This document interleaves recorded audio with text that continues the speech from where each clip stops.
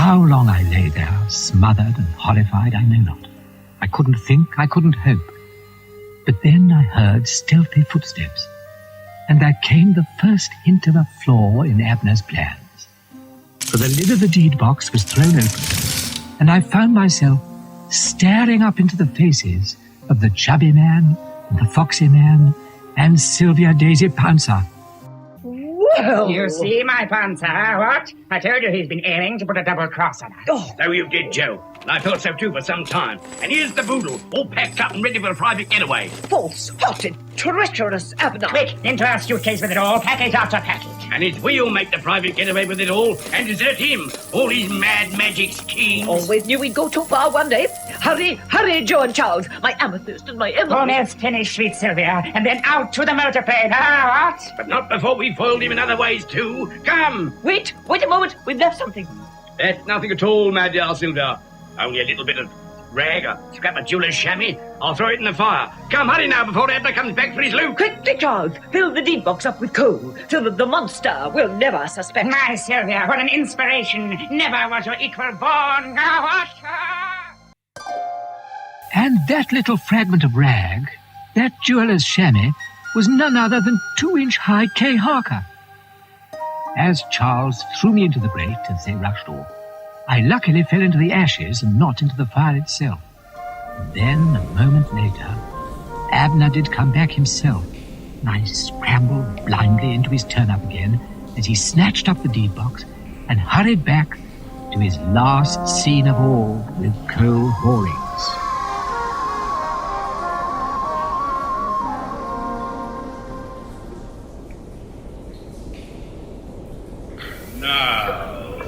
Raymond, or coal, my merry old soul.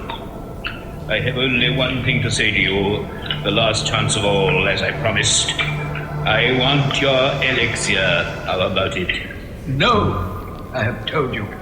Do you see this great iron wheel in the rock face? It works the sluices by which I can flood these cellars at will, and another sluice by the lake above completes the process. I think that even the elixir would hardly preserve you from 20 feet of water, chained as you are. Whether it will preserve me or not will be known later. But my secret shall not preserve you from anything through any weakness of mine. You have nothing with which to bargain. I have the box, or I shall have the box. You are not ignorant of magic regularly. As I raise my left hand so, you shall see my helper, my familiar, and you will hear from his own lips that the box of delights will be mine before this Christmas Eve midnight. That may convince you. Come, boy. What now? What now, master? Ah, I see you are all dripping wet. The waterfall has taken some of the insolence from you, it would seem. No, not again, Master. Please, not again. We shall see. I may have even worse in store for you. Come, tell this gentleman, this box that I search for, shall I not have it by midnight? No! What?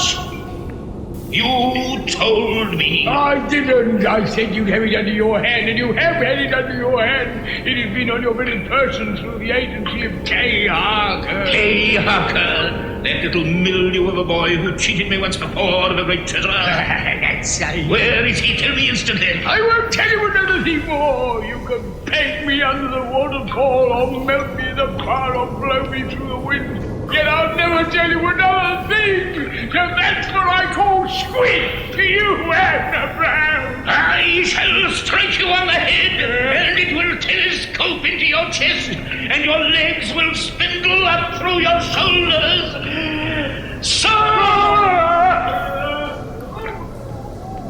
So there, boy. I've finished. You, Abner Brown, you have failed, and so your power over me has ended. I shall regain my proper shape. There will be no more waterfall. You have failed, so a jolly good squid to you. Squid, Abner! Squid! You see, Abner Brown, you have deceived yourself. The box will not be yours, nor shall my secret be yours. Oh, very well. I still have other helpers beyond any part of yours. I am not to have your elixir, it seems, and I am not to have your box, but I shall still have something, and that is my revenge on you. Behold, I turn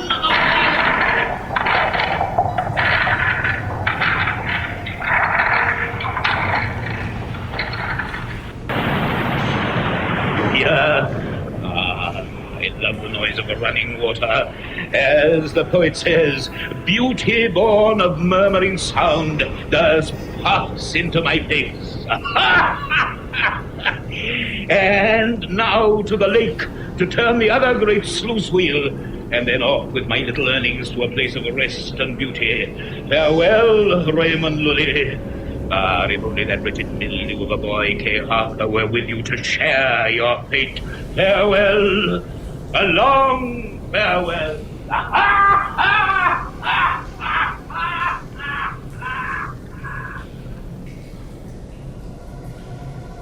Mr. Hollings, Mr. Hollings. Ah, is that you after all, Master Harker? I was in the turn-up of Abner's trousers. I've just slipped out to see if I can help you in some way. You're very kind, Kay.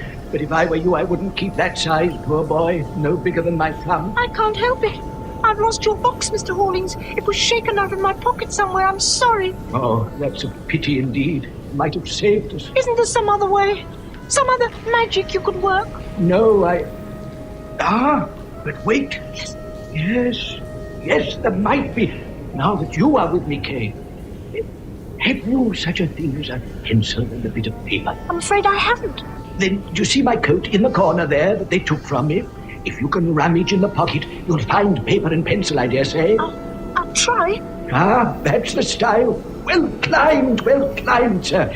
Have you got them? Yes, I have. But I can hardly drag them out. The pencil's like a telegraph pole. Try harder, good boy. There. Oh, I just managed it. Phew. Now, can you draw, Kay? I'm not very good, except sometimes at horses going from right to left. Then let us attempt 2 horses, coming to stamp and gnash and bite these chains of mine in two. I'll do my best, although the pencil's terribly heavy. There. Will that do? Splendid.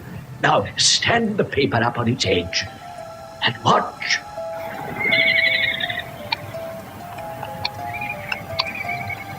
They're coming alive. They're real. And getting bigger and bigger every moment, you see.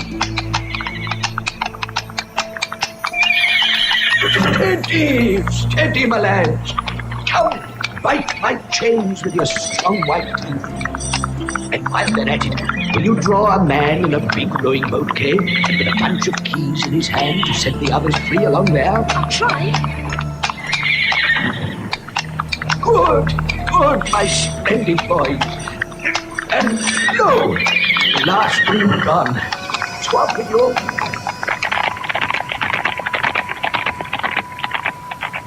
And there's the boatman, Mr. Hollings. Although his nose isn't very good, it's like a stick. I never could do noses. It will serve. Now watch again. He's coming alive, too. Right through and floating on the flood. Ahoy! Ahoy there, shipmates! Good even to you, friend, and a Merry Christmas. Will you take us aboard? Right gladly, shipmates, and a Merry Christmas likewise. So come then, Kay, in the palm of my hand. Thank you, Mr. Hollings. So, forward with us. Sobre las olas. Take this other pair of sculls myself to help us on our way. The flood's rising terribly. We could navigate it, young sir. I wasn't a pilot the great Jason and his Argonauts for nothing. Which course, Captain? Along the corridor there, I fancy. Though I can't be quite sure. Aye, sir. Away we go. Wait, Mr. Hollings. Look there. Something shining on that rock ledge. So there is indeed. It's your box. It's returned to you after all. You're right, young master. As it always does sooner or later. Pull over, friend. Starboard. Starboard it is, Captain. And there I have it. First thing with it is to set you back in your proper shape, young master. Thank you, Mr. Hollings. So, go!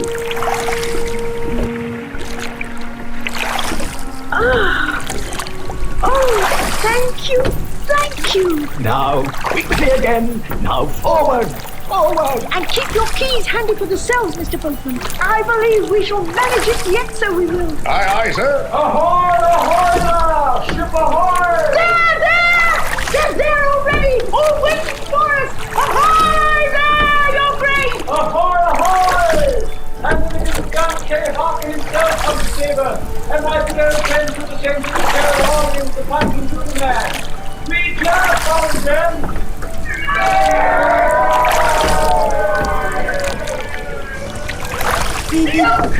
Look up above there! The motor plane! No! No, there, Murphy, my love! You thought to diddle me, did you? Foiled at last, my yellow shining! Goodbye, forever! Quick, Joe, drop it on it! Aye, now, Frost!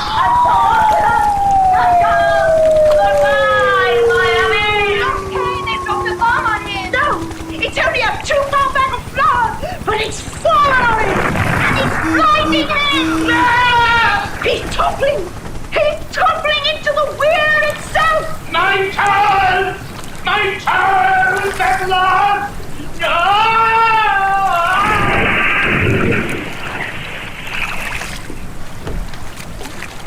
The end, in sad indignity after all, of the great Abner, my ancient enemy.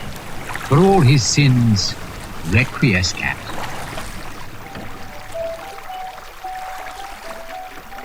And now we were on the placid lake, and coming down to the shore to meet us was the Lady of the Ring herself, in a great sleigh drawn by lions and unicorns. In another moment, we were all aboard with her, and surging through the night towards the cathedral, every single one of us, down to the very smallest choir boy of all. And how shall I ever describe that magical journey of that unforgettable Christmas Eve? We soared into the very heavens, the little unicorn hooves striking sparkles out of the air. The shining snowy country spread out far below us, starred by the lights of the villages, and the river gleamed where it caught the moonlight. And as we went, we all fell silent. And now we were down from the heavens, and skimming over the feathery snow itself, piled high in the narrow lanes after the great storm. All the church bells of all the parishes were ringing. The tremblings of their music went thronging by in the swift air. We saw the great pinnacled tower of the cathedral, all floodlit for this splendid 1000th night. And in the square, a mighty multitude was gathered. Among them, the red and white ranks of the famous Thatcher Regiment, the Thatcher Toms, all ready to fire a salute of cannon as a signal for the stroke of midnight itself. And while the bishop and the choir and all the helpers went hurrying to Rome, we met all the Jones girls, smiling at the very cathedral door itself, and with them was the Barney dog, running as pleased as Punch himself to greet his master. And so we all went in. The cathedral was crowded. Even the triforium and clerestories, as well as every space in it, were packed with faces. The vestry door curtains fell back to each side, and to the sound of music, out came the bishop's glorious procession, with all the great cathedral crosses and blessed banners.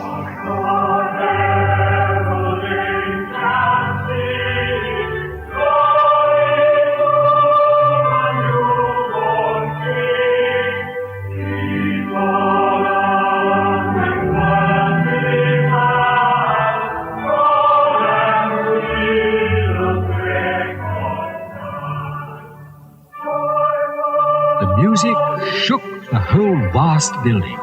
It seemed to me, I remember, that it was shaking it to very pieces. All the heads came off, all the bodies, and moved up into the air. I myself was being shaken to pieces. My own head was coming off right through the cathedral roof. In fact, the cathedral was no longer there at all, nor any of all that glorious company. No, I was in an empty railway carriage on a bitterly cold day, and the train had just drawn in. I was at Condicut Station, with my pocket full of money, just home for the holidays, and Miss Caroline Louisa was shaking, waking me. Why, Kay, wake up. Wake up, my dear. You have been sound asleep. Welcome home and a Merry Christmas. Have you had a nice dream? Oh, yes. Yes, I have. Oh, yes, I have. And a Merry Christmas to you too, Miss Caroline. A Merry, Merry Christmas to everyone.